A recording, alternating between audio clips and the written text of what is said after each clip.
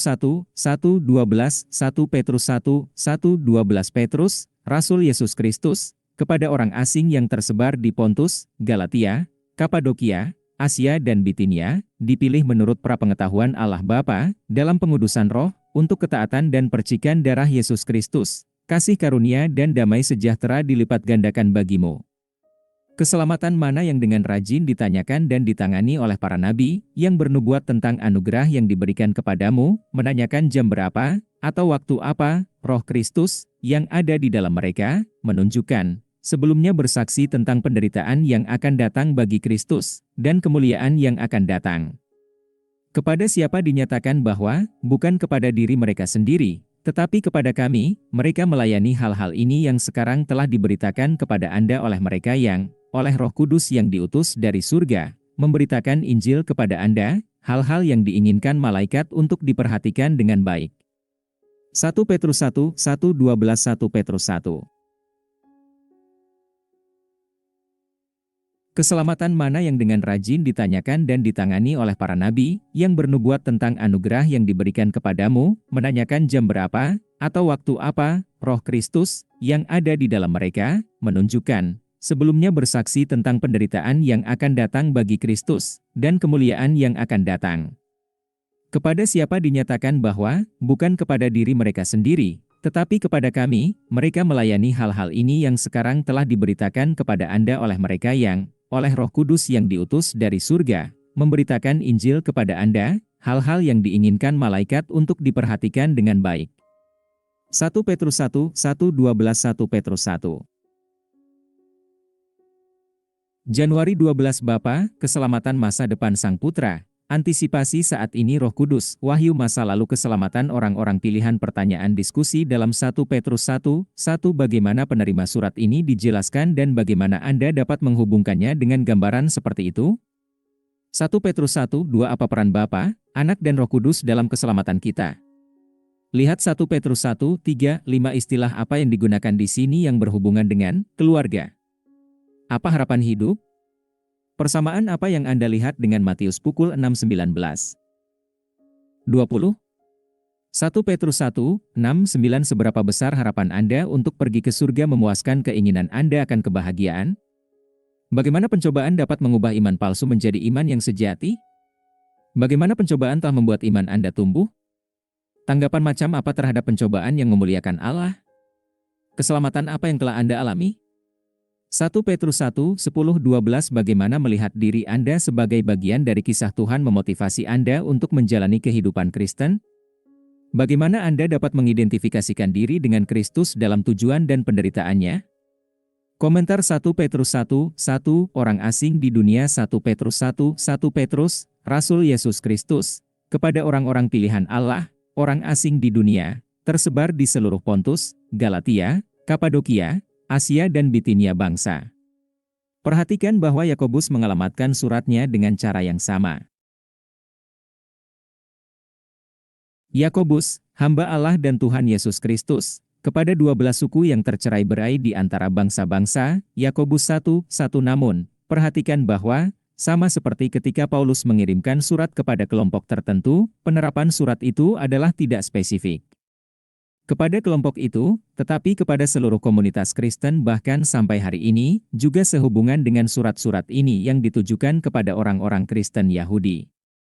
Sadarilah bahwa meskipun kita mungkin berasal dari latar belakang etnis yang berbeda, tidak ada perbedaan antara orang Yahudi dan orang Yunani, Roma pukul 10.12, tidak ada orang Yahudi atau orang Yunani, budak atau orang merdeka, laki-laki dan perempuan, karena kamu semua adalah satu di dalam Kristus Yesus. Galatia pukul 3.28 maka surat ini menemukan penerapannya di antara seluruh komunitas Kristen.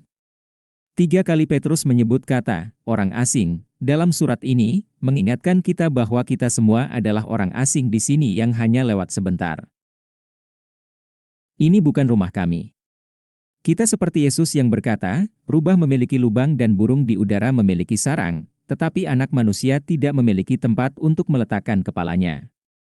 Matius pukul 8.20 tempat peristirahatan kita tidak ditemukan di dunia, tetapi di dalam Kristus dan kerajaannya. Kewarganegaraan kita ada di surga.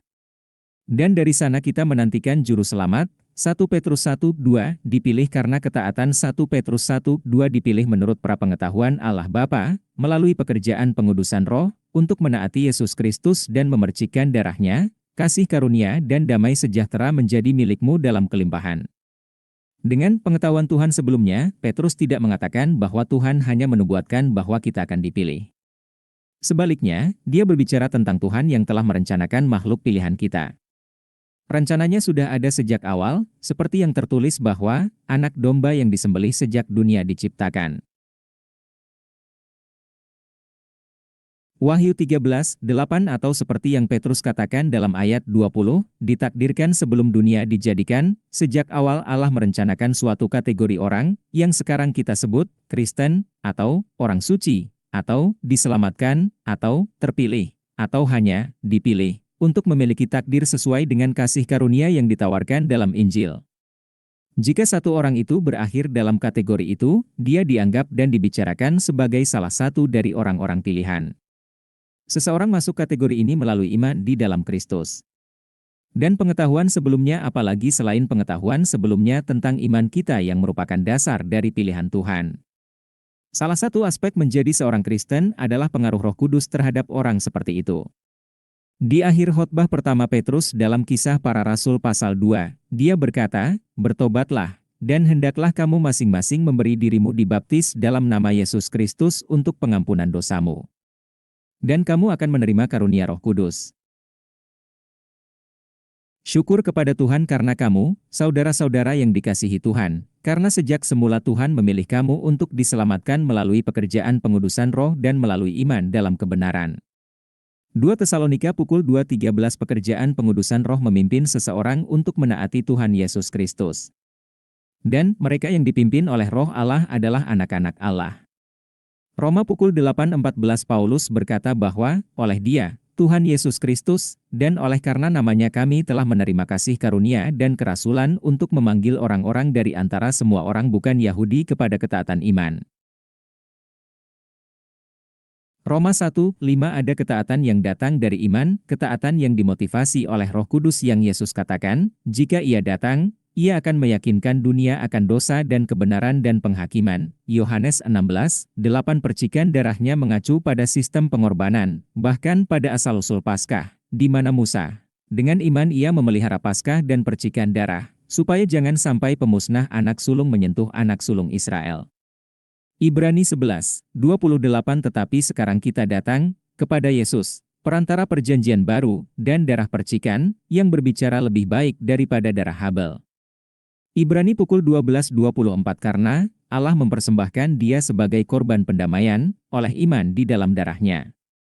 Roma pukul 3:25 1 Petrus 1:3 Harapan dalam terang kebangkitan Kristus 1 Petrus 1:3 Segala puji bagi Allah dan Bapa Tuhan kita Yesus Kristus.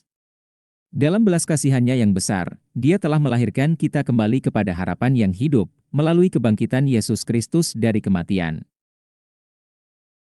Kebangkitan Kristus membentuk dasar iman kita dan karena itu harapan kita. Karena itu memberi kita bukti saksi mata yang kuat bahwa Injil itu benar.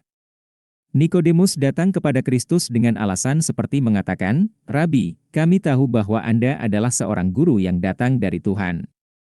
Karena tidak ada yang bisa melakukan tanda-tanda ajaib yang Anda lakukan jika Tuhan tidak bersamanya." Yohanes 3:2 dan dalam suratnya yang kedua Petrus menulis, "Kami tidak mengikuti cerita-cerita yang dibuat dengan cerdik ketika kami memberitahu kamu tentang kuasa dan kedatangan Tuhan kita Yesus Kristus, tetapi kami adalah saksi mata dari keagungannya." 2 Petrus pukul 1:16 Lukas mencatat tentang kebangkitan Yesus. Setelah penderitaannya, Ia menunjukkan dirinya kepada orang-orang ini dan memberikan banyak bukti yang meyakinkan bahwa Ia hidup. Ia menampakkan diri kepada mereka selama 40 hari dan berbicara tentang kerajaan Allah. Kisah Para Rasul 1:3 ini penting bagi Injil. Karena iman di dalam Kristus bukanlah ilusi seperti agama-agama lain. Hal ini didasarkan pada menyaksikan mukjizat. Paulus menulis bahwa ini adalah yang paling penting, karena apa yang saya terima, saya sampaikan kepada Anda yang paling penting, bahwa Kristus mati untuk dosa-dosa kita sesuai dengan kitab suci, bahwa ia dikuburkan, bahwa ia bangkit kembali pada hari ketiga sesuai dengan kitab suci, dan itu menampakkan diri kepada Petrus, dan kemudian kepada 12. Setelah itu ia menampakkan diri kepada lebih dari 500 saudara pada saat yang sama, kebanyakan dari mereka masih hidup, meskipun beberapa telah tertidur. Kemudian ia menampakkan diri kepada Yakobus, kemudian kepada semua rasul, dan terakhir menampakkan diri kepadaku juga. 1 Korintus 15:3-8 Kesaksian mata tentang kebangkitan Kristus membentuk dasar yang kokoh untuk percaya kepada Kristus. Dan dengan demikian, melalui kebangkitan Kristus kita menjadi percaya kepadanya dan, sebagai akibatnya, dilahirkan kembali. 1 Petrus 1:4 Warisan tidak dapat binasa. 1 Petrus 1:4 Dan dalam warisan yang tidak akan pernah binasa, rusak atau hilang, disimpan di surga untuk Anda baik perolehan maupun penyimpanan harta duniawi tidak dapat diprediksi, dan karena itu Paulus menginstruksikan Timotius, perintah orang kaya di dunia ini untuk tidak menjadi sombong, dan juga tidak menaruh harapan pada kekayaan, yang begitu tidak pasti, 1 Timotius pukul 6:17, dan mereka dapat rusak dan kita tidak dapat membawa mereka bersama kita. Yesus berkata, janganlah kamu mengumpulkan harta di bumi, di mana ngengat dan karat merusakkannya dan di mana pencuri membongkar dan mencurinya, tetapi kumpulkanlah bagimu harta di surga, di mana ngengat dan karat tidak merusakkannya dan di mana pencuri tidak membongkarnya dan mencuri. Matius 6:19-20 Tetapi fakta bahwa kekayaan ini ada di surga menunjukkan bahwa kita tidak memilikinya hari ini. Mereka harus diadili di masa depan, meskipun kami menganggapnya sebagai uang di akun ira. 1 Petrus 1:5 Yang oleh iman dilindungi oleh kuasa Allah sampai datangnya keselamatan yang siap disingkapkan di akhir zaman. Sebagaimana warisan kita dijamin di surga, demikian juga nasib kita, jika memang kita beriman. Pada hari penghakiman kita akan diselamatkan dari murka Allah. Karena, sejak sekarang kita dibenarkan oleh darahnya, terlebih lagi kita akan diselamatkan dari murka Allah melalui Dia. Roma 5:9 Jadi, kita menantikan anaknya dari surga, yang dibangkitkannya dari antara orang mati, Yesus, yang melepaskan kita dari murka yang akan datang. 1 Tesalonika 1:10 Dan, bukan hanya itu, tetapi kita sendiri, yang memiliki buah sulung roh, mengeluh dalam hati, dengan cemas menunggu pengangkatan kita sebagai anak, penebusan tubuh kita. Karena dalam pengharapan inilah kita diselamatkan. Roma 8:23-24 Oleh karena itu, harus ada keselamatan dari akibat dosa, baik dari murka pengadilan yang ditimbulkannya maupun dari kehadiran dan pengaruhnya yang merusak atas kita. Tetapi kita masih menunggu untuk, terakhir kali, peristiwa eskatologis yang dikenal sebagai Hari Tuhan. 1 Petrus 1:6 Sukacita di tengah pencobaan. 1 Petrus 1:6 Dalam hal ini kamu sangat bersukacita, sekalipun sekarang ini kamu mungkin telah menderita duka cita dalam segala macam pencobaan. Ada kesedihan dan sukacita dalam kehidupan Kristen. Ini pergi bersama-sama. Ada cobaan yang membuat kita menderita. Tapi harapan kita membuat kita bahagia. Karena apa yang kita harapkan tidak bergantung pada keadaan yang mungkin harus kita hadapi dalam hidup. Dan ketika Anda memikirkan kekekalan, hidup kita di sini benar-benar hanya sedikit. Jadi kita tidak putus asa. Meskipun secara lahiriah kita melemah, di dalam kita diperbarui dari hari ke hari. Kemuliaan kekal yang jauh melampaui mereka semua. Karena itu kami tidak memusatkan perhatian kami pada apa yang terlihat, tetapi pada apa yang tidak terlihat, karena apa yang terlihat adalah cepat berlalu, tetapi apa yang tidak terlihat adalah kekal. 2 Korintus 4:16-18 1 Petrus 1:7 Pencobaan mengungkapkan iman. 1 Petrus 1:7 Inilah datangnya imanmu, yang lebih berharga daripada emas, yang akan binasa meskipun dimurnikan oleh api, menjadi nyata dan menghasilkan pujian, kemuliaan dan hormat ketika Yesus Kristus dinyatakan. Ada iman yang tidak menyelamatkan. Jenis iman yang tidak menyelamatkan adalah iman yang tidak bertahan lama. Paulus menulis, oleh Injil ini kamu diselamatkan, jika kamu berpegang teguh pada firman yang telah kuberitakan kepadamu. Jika tidak, sia-sia kamu percaya. 1 Korintus 15:2 Yesus berkata, orang yang menerima benih yang jatuh di tempat-tempat berbatu adalah orang yang mendengar firman itu, dan segera menerimanya dengan sukacita. Tetapi karena ia tidak berakar, ia hanya bertahan sebentar saja. Dari firman itu, ia akan segera murtad.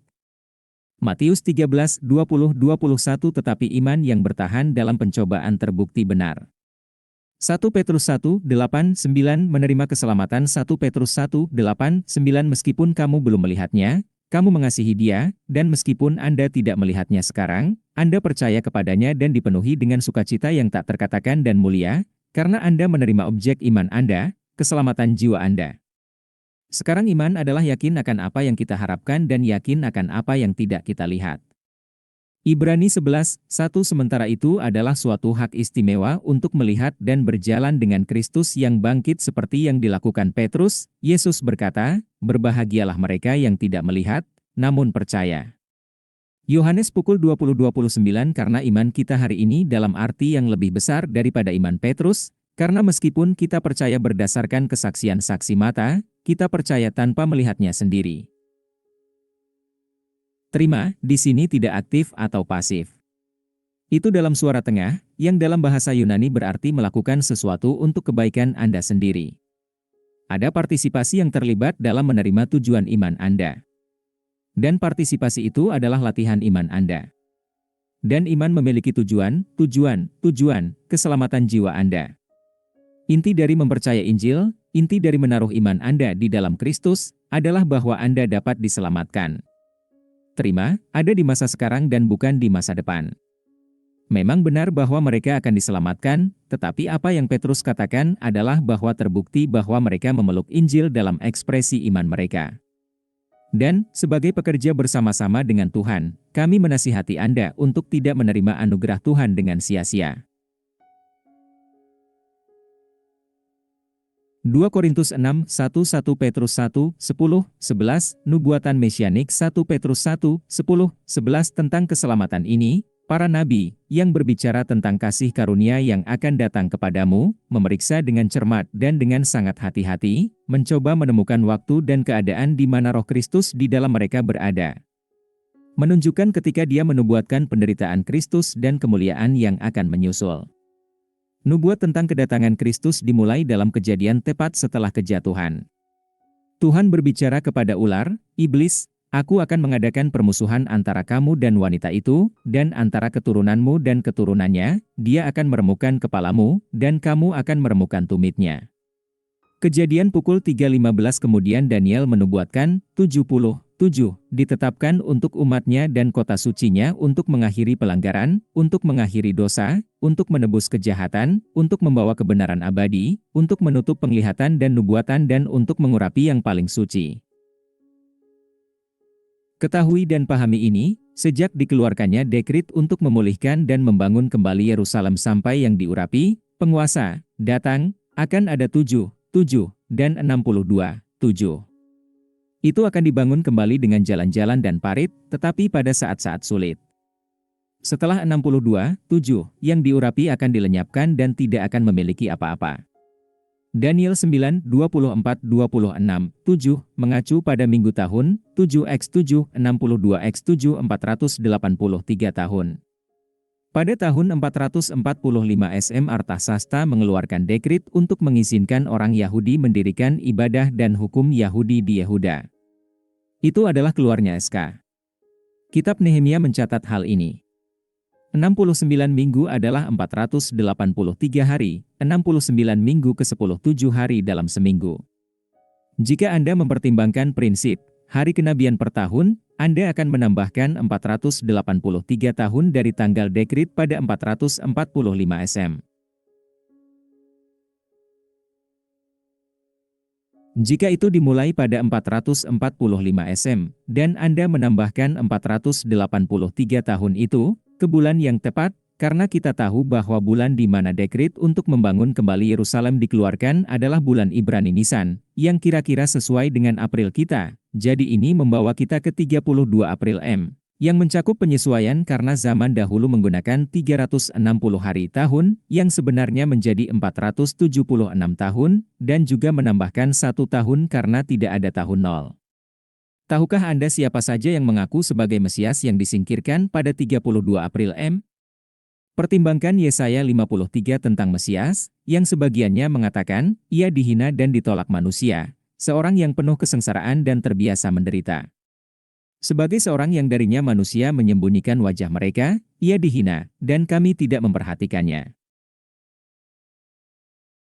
Dia mengambil kelemahan kita dan menanggung rasa sakit kita, tetapi kita menganggap dia dipukul oleh Allah, terluka dan ditindas olehnya, tetapi dia ditikam karena pelanggaran kita, dia dihancurkan karena kesalahan kita. Azab yang membawa kedamaian bagi kita ada di atasnya.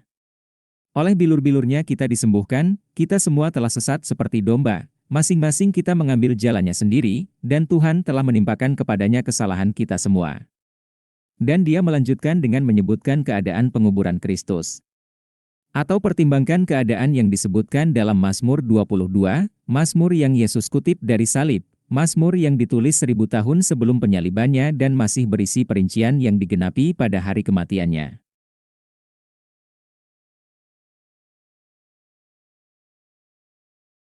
1 Petrus pukul 1.12, nubuatan terungkap 1 Petrus pukul 1.12 telah dinyatakan kepada mereka bahwa mereka tidak melayani diri mereka sendiri, tetapi kamu, ketika mereka berbicara tentang hal-hal yang sekarang telah diberitahukan kepadamu oleh mereka yang memberitakan Injil kepadamu oleh Roh Kudus yang diutus dari surga. Bahkan para malaikat rindu untuk memeriksa hal-hal ini. Ada hal-hal yang disebutkan dalam perjanjian lama oleh para nabi yang relevan dengan pemberitaan Injil hari ini, beberapa di antaranya saya sebutkan dalam komentar saya pada ayat-ayat sebelumnya. Apa yang tersembunyi di dalam yang lama terungkap di dalam yang baru. Injil bukanlah hal baru. Karena itu adalah Injil yang dijanjikannya sebelumnya melalui para nabinya di dalam kitab suci. Roma 1:2 yang dihotbahkan Paulus. Gereja dibangun di atas dasar para rasul dan para nabi, dengan Kristus Yesus sendiri sebagai batu penjuru utama. Efesus pukul 2.20 dan sekarang, firman para nabi telah ditegaskan, dan kamu akan melakukannya dengan baik, seperti cahaya yang bersinar di tempat yang gelap, sampai fajar menyingsing dan bintang fajar terbit di hatimu. 2 Petrus pukul 1.19 tetapi juga, kamu harus mengerti, bahwa tidak ada nubuat dalam kitab suci yang datang dari penafsiran nabi itu sendiri. 2 Petrus 1:20-21 ini bukan untuk mengatakan bahwa nubuatan tidak boleh ditafsirkan. Tentu saja mereka harus ditafsirkan. Itulah intinya.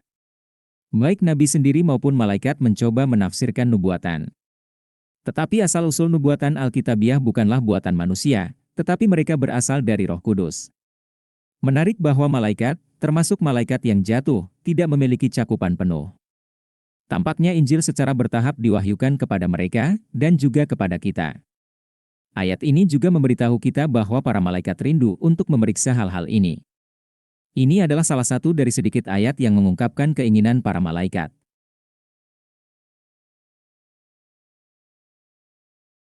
Komentar tambahan 1 Petrus 1:2 menjadi, terpilih, atau dipilih, berarti ditempatkan dalam kategori khusus, yaitu orang-orang yang ditebus, mereka yang lahir dari Allah. Pemilihan seperti itu tidak sewenang-wenang, tetapi menurut prapengetahuan Allah. Tapi, pengetahuan sebelumnya, tentang apa? Itu bisa saja merupakan pengetahuan sebelumnya dari Allah tentang tanggapan kita terhadap Injil, pada dasarnya adalah pengetahuan sebelumnya tentang iman kita di dalam Kristus. Roh Kudus memisahkan orang tersebut dan menyebabkan dia dilahirkan dari Allah, menerima berdiamnya roh secara permanen, yang mempengaruhi sikap dan perilakunya. Ini terjadi setelah seseorang percaya. Setelah percaya, Anda ditandai di dalam dia dengan meterai, Roh Kudus yang dijanjikan. Efesus pukul 1.13 dengan dilahirkan dari roh, seseorang dibenarkan oleh darah Kristus yang adalah juru selamat, tetapi juga dituntun untuk hidup dalam ketaatan kepada Kristus sebagai Tuhan. Kata, ketaatan, berasal dari kata, mendengar. Ini semacam kepatuhan mendengarkan, seperti ketika orang tua memberitahu anak-anak mereka, dengarkan aku. Orang-orang pilihan memperhatikan apa yang Tuhan katakan dan patuhi. 1 Petrus 1:3-5 bagian dalam ayat Maret 12 sangat mirip gayanya dengan doksologi Paulus dalam Efesus 1. Petrus berbicara tentang dilahirkan kembali, yang mengingatkan kita pada pernyataan Yesus dalam Yohanes 3:3, Aku berkata kepadamu, sesungguhnya tidak seorang pun dapat melihat kerajaan Allah jika ia tidak dilahirkan kembali. Kelahiran terjadi pada satu titik waktu dan adalah peristiwa yang tidak dapat diubah mungkin. Apakah Anda lahir secara fisik? Apakah Anda pernah dilahirkan sekali? Ini terlihat jelas. Tapi bagaimana jika saya bertanya, apakah Anda sudah 2 kali? Apakah Anda dilahirkan dari daging dan apakah Anda juga dilahirkan dari roh? Apakah Anda sama-sama percaya diri? Dan izinkan saya menanyakan ini kepada Anda. Apakah Anda takut menjadi belum lahir secara fisik? Itu tidak masuk akal. Karena sekali seseorang dilahirkan, dia tidak bisa gagal untuk dilahirkan. Dengan cara yang sama, tidak bisakah kita mengatakan hal yang sama tentang kelahiran rohani?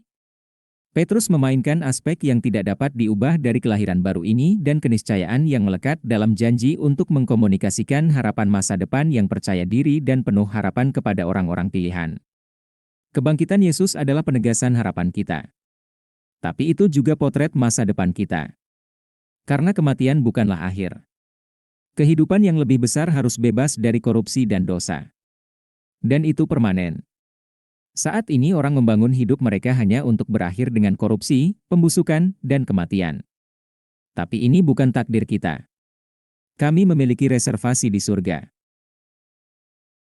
Apakah Anda membuat reservasi?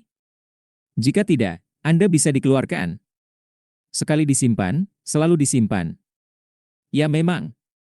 Tetapi bagaimana jika seseorang terus menjalani gaya hidup berdosa atau kehilangan iman kepada Kristus? Ini tidak terjadi. Tidak seorang pun yang lahir dari Allah akan terus berbuat dosa, karena benih Allah tetap ada di dalam dia, ia tidak dapat terus berbuat dosa, karena ia lahir dari Allah. 1 Yohanes 3:9 dan ayat 10 selanjutnya menunjukkan bahwa ini mungkin merupakan ukuran pemilihan seseorang.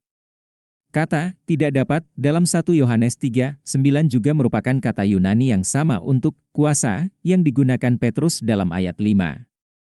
Orang-orang pilihan kehilangan kemampuan untuk menjalani gaya hidup yang berdosa karena natur dari kelahiran baru. Jadi mereka yang jatuh ke dalam pengertian gaya hidup menunjukkan bahwa mereka tidak pernah dilahirkan dari Tuhan sejak awal. Mereka keluar dari kita, tetapi mereka tidak benar-benar milik kita. Karena jika mereka milik kita, sekali diselamatkan, mereka akan tetap tinggal bersama kita, selalu dihemat, tetapi kepergian mereka menunjukkan bahwa tidak satu pun dari mereka milik kita. 1 Yohanes pukul 2:19 konsep ini kemudian dikenal sebagai ketekunan orang-orang suci, yang berarti bahwa setelah dilahirkan dari Allah, tidak dapat dihindari bahwa orang-orang pilihan akan terus beriman dan dalam gaya hidup yang konsisten dengan gaya hidup anak Allah. 1 Petrus 1:6-8 orang-orang Kristen seharusnya memiliki perasaan gembira dalam melihat takdir kita, tetapi juga merasa terbebani selama kita berada di sini. Pertimbangkan Yesus. Dia bukan tipe pria periang yang melompat-lompat di jalan sambil melemparkan pedal mawar ke udara. Dia serius dan sadar dan muram. Dia dihina dan ditolak oleh manusia, seorang pria kesakitan dan akrab dengan penderitaan. Sebagai salah satu dari siapa pria menyembunyikan wajah mereka. Yesaya 53:3 cara dia memperlakukan rasul-rasulnya adalah cara dia memperlakukan gereja. Dia memanggil mereka untuk memberikan hidup mereka untuk kemajuan kerajaan Allah dan menempatkan mereka dalam situasi di mana mereka mengalami segala macam pencobaan. Tetapi sekali lagi, beginilah cara Allah Bapa memperlakukan anaknya juga. Jadi kita punya contoh untuk diikuti. Tergantung pada tingkat kerjasama seseorang, cobaan dapat mengungkapkan dan memurnikan iman seseorang. Emas dimurnikan dengan api saat sampah naik ke permukaan. Bakar semua emas, dan Anda memiliki Tuhan. Terak yang naik ke permukaan dapat membuat permukaan terlihat jelek sampai buih itu dihilangkan.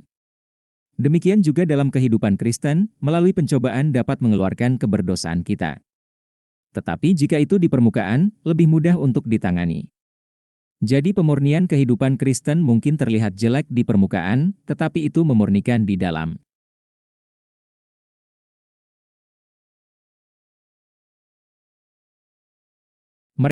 Mereka yang tidak menghadapi pencobaan seperti itu mungkin tampak bersih di permukaan, tetapi mereka mungkin rusak di dalam, sama seperti Yesus berbicara tentang orang-orang Farisi dan ahli Taurat, kamu seperti kuburan bercat putih, yang indah di luar, tetapi bagian dalamnya penuh dengan tulang belulang. orang mati dan segala sesuatu yang najis. Demikian pula, di luar kamu tampak benar, tetapi di dalam kamu penuh dengan kemunafikan dan kejahatan. Matius 23, 27, 28. Kasih seorang Kristen kepada Kristus tidak seperti gagasan cinta dunia, bahwa hanya merasakan perasaan. Tetapi kasih Alkitabiah dinyatakan melalui ketaatan kepada perintah-perintah Kristus bahkan di tengah-tengah pencobaan seperti itu, seperti yang tertulis, inilah kasih kepada Allah, untuk menuruti perintah-perintahnya. 1 Yohanes 5, 3 dan, barang siapa memegang perintahku dan melakukannya, dialah yang mengasihi aku. Yohanes pukul 14:21 dan, kamu adalah sahabatku, jika kamu melakukan apa yang aku perintahkan. Yohanes pukul 15:14 1 Petrus 1, 9 Apakah orang-orang pilihan sudah diselamatkan atau kita sedang dalam proses diselamatkan? Keduanya benar. Karena, keselamatan, memiliki banyak segi. Karena dilahirkan dari Allah, kita dibenarkan. Kita diberi takdir yang tak terelakkan.